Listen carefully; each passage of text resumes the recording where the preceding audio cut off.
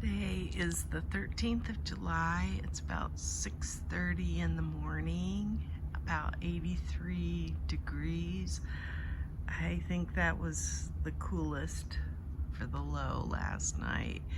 And I think we're gonna see that all week. We have like scattered thunderstorms predicted for this week, and the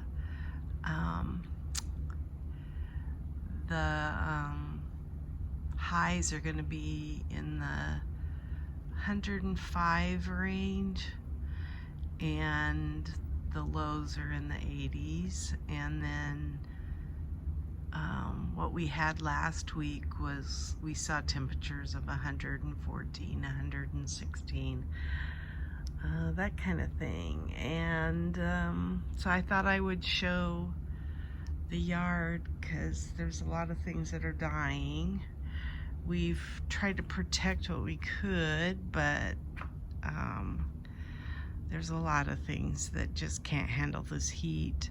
You can see the petunias, everything in this used to be a fountain that we had until our earthquake, and we put a pot in there, and you can see that the petunias around there are crispy critters, and so are my gazanias. That bowl on the fountain is cement, and it gets rather warm. So even though I could maybe put a shade cloth or something around it, it's getting plenty of water. It's the fact that the heat, the roots on these plants can't handle that kind of heat. That's what container gardening does. It raises the temperature in the containers, and so it's not the best in a heat wave like we've had. I've tried to protect my newest plants, so I put these trash cans in front of the pots just because then the sun isn't directly beating on them. And then I've got a shade cloth that goes across there. I built a little fort for them, but I built it too late, so they're suffering. The asparagus fern, it's still got a little bit of green on it, but not much. The vinca don't mind this heat, but so this also tells me that I've got some plants that need to be swapped out for something that would be more conducive to growing in this summer heat. My fortnight lily here is getting a little brown tinge to it, and the one over there that was doing so well last week, it still has green, but it's not looking good. And it's not lack of water, it is definitely the heat that we're having. So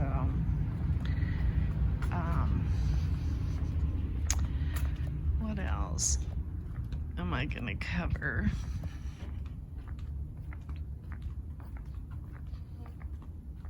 Things that get afternoon shade are not doing as bad. I've got a dianthus that bit the dust there, but this does get some afternoon shade, and so these pots back here are not doing quite as bad. Of course, these guys are exposed most of the time, and they're not looking real great. But I don't have enough shade cloth for all of the stuff that needs to be covered. So we are going to put up more shade structures.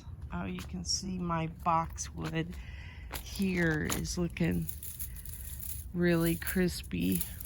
I'm not pruning anything yet either, because I was watching an Arizona gardener, and nothing's really supposed to be pruned in July when we're going through excessive heat like this. So I'm kind of leaving things as they are for right now, and when the temperature comes down some, then maybe I can go around and prune. Even these eggplant that typically love the heat are stressed.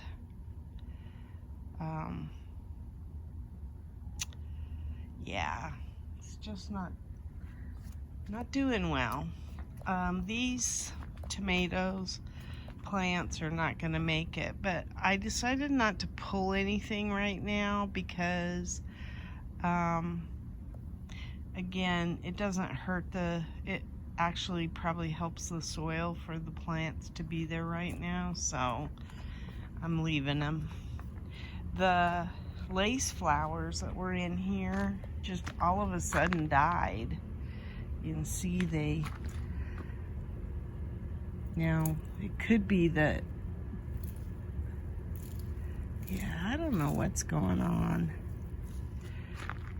But that one was a lace flower over there. It just completely went brown.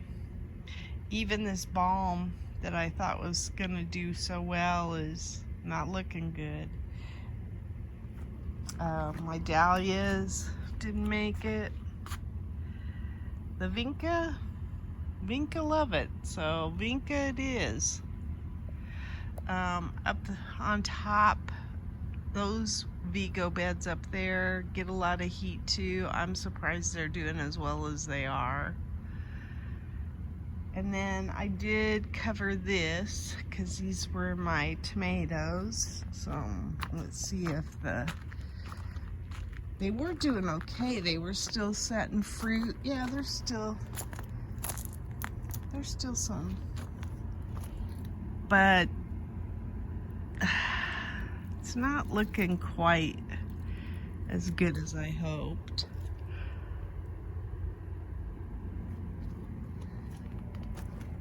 We put a shade cloth across the top of this one, and that's helped these guys a little bit. In fact, they look almost better than the ones over here. So I might lose most of my stuff, but it's more of a slow death because of the shade cloth, because the shade is helping keep everything. Now these never got the direct sun so much before, so they're doing a lot better. I got a big cantaloupe up there. I did cut one cantaloupe that was over in the bed over there that's suffering, and it was not sweet. But it wasn't, it was a volunteer, so I'm hoping that all the ones that I planted, the Hales cantaloupe, will be tasty.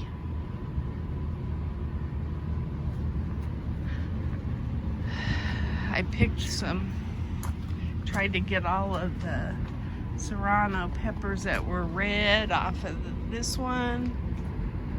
Oh, here's another big cantaloupe. And it's getting close.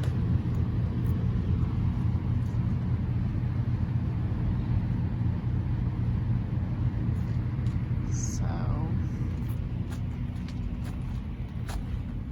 I took all the serrano peppers off of here. I don't know that anything's doing well up there. I've not really visited that stuff too much. I feel like there's gonna be a day when it's cooler. Oh, there's a big cantaloupe too. So I've got two right there. There's gonna be a day where I'm gonna go through the yard and just pull stuff out and replace it. I did start seeds in the house for a second season, summer season planting of cucumbers and things like that. So as this falters, I will pull it, and hopefully the temperatures will cool by that time, and I'll have a better shot at, you can hear the coolers are going crazy, and this is not even 7 in the morning, but anyway, I'll get a second season possibly. These eggplants have grown some, and the tops look pretty good. I'm gonna cut some of the bottom leaves off, but I'm pretty pleased with those eggplants there. And then you can see the walking onions are coming in, my zinnias are doing pretty well, and then my lemongrass is not minding this weather, and this mallow is doing okay too. Although I'll probably move them. Well, I don't know if I can move the mallow. It might be a taproot type plant that doesn't like to be moved. I don't know. I may have to leave it here. You can see the salvia. It's a container plant again, so it's not doing well. And then this is the one I got a cantaloupe off of that was volunteer, and you can see everything over here is the new growth is looking pretty good, but the old growth is looking sickly. And I'm probably gonna, I've got a Kajari melon in there that I'll probably pick. So anyway, it's hot for them. So I don't care for any of these tomatoes along here. The Brad's purple pear aren't bad, but I don't care for the golden hour or the Chardonnay, Napa Chardonnay tomatoes. I do have some cherry tomatoes in the house that I intend to maybe put in this bed and pull these, because I'm just not crazy about them. You can see my flowers have kind of taken a hit. So I'll get away from the cooler competition, swamp cooler competition. There's a cantaloupe. So maybe I'll get a few cantaloupe. That'd be nice. I have stuff growing up there. And then, like I say, the cloud cover is not, you would think it would be pleasant for us, but we have never appreciated cloud cover because it doesn't cool anything off. It just adds humidity, and when we're as hot as we are, it's better not to have any clouds. We don't appreciate the clouds in the desert that much, and especially if there's thunderstorms predicted, because that means lightning and that means fire. So none of that is good for us necessarily. So I think that's all I was going to show today, is just some of the hits that we've taken already. You can tell my snapdragons and that container right there is not doing well either. They get afternoon sun, and we had a weather station temperature cylinder that we couldn't find, and every day it was getting up to like 123 late afternoon though, like 6:30 at night, afternoon, whatever. And we found it, and it was over underneath that pavilion, and the sun shines in there low, low in this, lower in the sky, and so the sun goes into that area over there, and it was hitting 123. So if it's hitting 123 over there in that corner, you can imagine that all of these containers are hot, hot, hot. too hot. The ground temperature is, well, you can't walk on this concrete without shoes on for sure. It's miserable. So anyway, just wanted to show, oh, I'll go over here. The bird of paradise that's up there is doing pretty well. It's not in a Vego bed. It's between those two Vego beds there. And that's it right there in the center. And that's the color red. We thought it had died, so the fact that we've got a plant coming pretty tall right now is, we're feeling good about that. But yeah, things are not ideal for any of these plants. I feel bad for them. Got lots of lemons, but I don't know how well they're doing either. They'll probably, I don't know if that's changing colors or scald. It's a struggle. This is, if anything holds like last year, if we have any kind of pattern going though, we had a cooler August last year than we did July. So I would have said before that July or August is our hottest month, and it may still be true to the records, I don't know, but I do know that last year we saw our hottest temperatures in July, and then August we had a little bit of a cool down a little. We never did see temperatures that reached August or July temperatures last year. So I'm hoping that if that is a pattern that we experience that again, that'd be nice. Anyway, that's my garden diary. Today is the 2nd of July, and this is what I got out of the garden. These are Cherokee.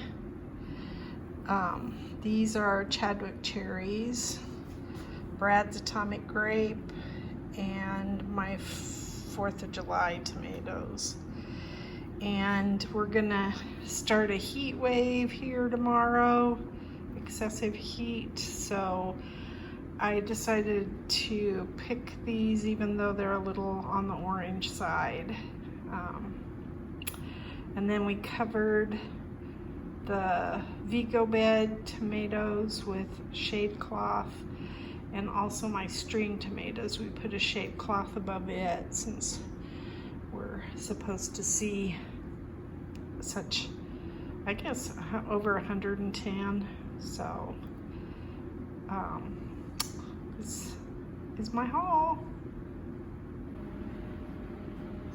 It's the 7th of July, and this is what I got out of the garden. I got some Brad's atomic grape, some 4th of July, some Chadwick cherries. These back here are home slice. This is a Cherokee. These are Evans purple pear. They're not purple, but they look kind of like pear. And I've never tasted those, so this is my first off of that plant. And then I got a bunch of serranos. And I think that's about it. It's about 85 degrees and just around 7 a.m. so it's already very hot. I worked up a sweat when I was picking all this stuff, and I had to go around shade cloth in order to get it done. So but I think that by putting up the shade cloths, we're gonna be able to keep the plants alive. They seem to be doing okay even in this heat. I think it got up to 114 yesterday, so that's probably record breaking for here. If not, it's close. Today is the 10th of July, and this is what I got out of the garden. I really just went out to pick a few peppers so that I saw I had these orange spice ones that were ready to go.